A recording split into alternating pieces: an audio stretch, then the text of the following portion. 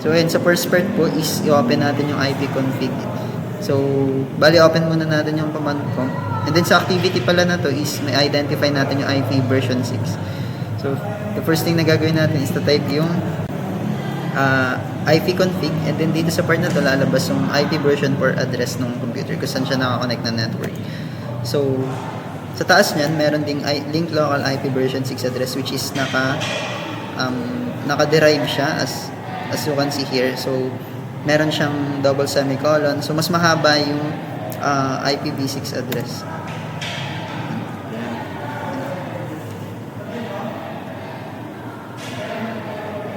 So, ito, kagaya nung sa step 2 nila, is hanapin lang yung IP version 6 address.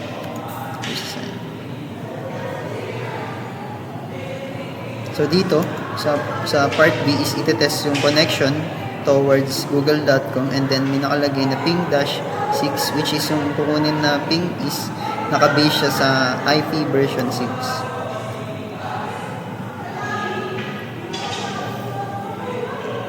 So, yan, to-type lang natin.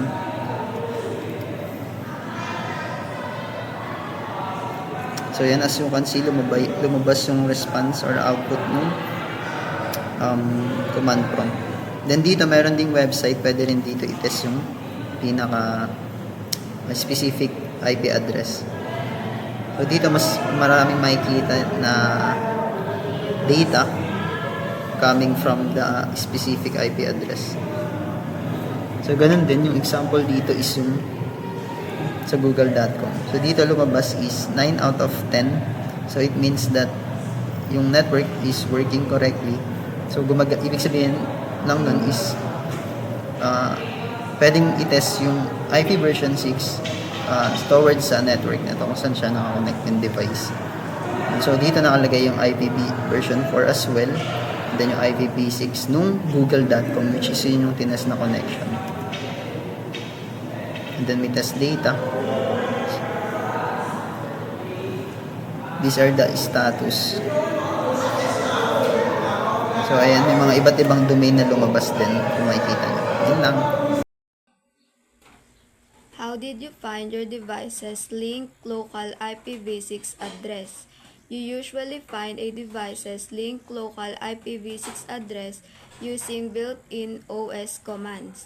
A linked local IPv6 address always begins with FE80 : and is only valid on the local network segment. So, good day sir, good day everyone. My name is Noche Eduardo Jr. So, yung tanong sa number 2 is, what was the result when you tried to ping an external IPv6 site like google.com? So, yung sagot dito is depende sa network kung support ba siya o hindi siya supported.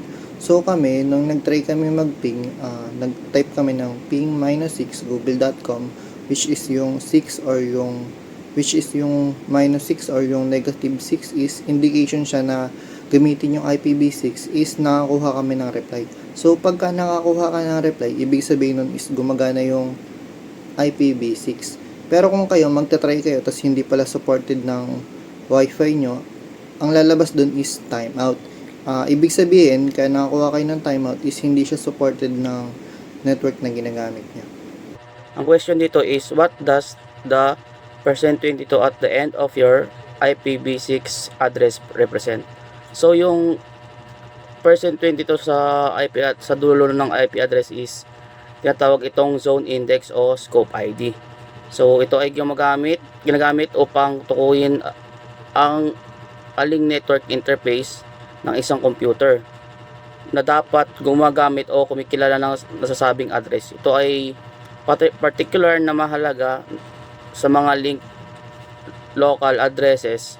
Ang mga address ay nagsisimula sa FE80 dahil automatikong silang ibibigay sa bawat interface ng isang devices. Halimbawa dito is yung Wi-Fi o internet or virtual network adapters. So, dahil lahat ng interface ay may sariling link local address, maaaring magkaroon ng kalituan ang isang computer kung alin ang dapat nitong gamitin dito pumapasok ang kahalagan ng %22, isang identifier at tinatalagan ng operating system upang tukuyin ang eksaktong interface na tinutukoy. So, my name is Mike Roger Ciaspasio. Yung sa activity 4 naman, yung tanong naman dito is yung yung how does an IPv6 addresses differ from an IPv4 address in length, no? So, kung ano daw yung pagkakaiba ng IPv4 sa IPv6. And yung IPv4 naman is meron lang siyang 32 bits yung haba, and kumbaga binubuo lang siya ng 4 na grupo ng numbers. And halimbawa, yung 192.168.1.1, yun. So, syempre, gumagamit din siya ng tuldok bilang separator. Kumbaga, mas konti lang yung available na IP, kaya nauubos na kagad yun. Sa IPv6 naman, meron naman siyang 128 bits yung haba. Mas mahaba ng mas maraming beses kaysa dun sa IPv4. Syempre, yung IPv6 naman, binubuo siya ng 8 grupo. Kumbaga, naka hexadecimal numbers siya. Kumbaga, para siyang pinagsamang numbers at letters. Halimbawa, mahaba kasi siya yun eh. Di ko kayang basta so napakahaba nun.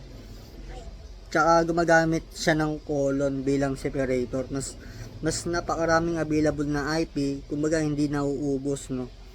Yung pinakasimpleng paliwanag dito, yung IPv4 is mahigsit tsaka numbers lang. Yung IPv6 naman mas mahaba, may letters at numbers na kasama. Tsaka gumagamit din ng colon.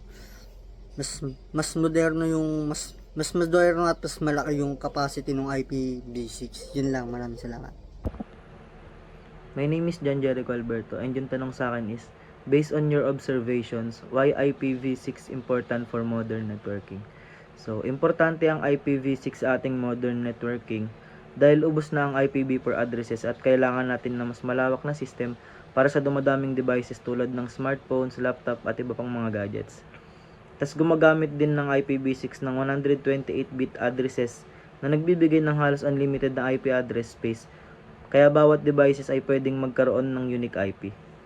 Mas mabilis din at mas efficient ang routing ng IPv6 kaya nagiging smooth ang flow ng data. Saka meron din siyang built-in security features tulad ng IPsec na mas secured kumpara sa IPv4.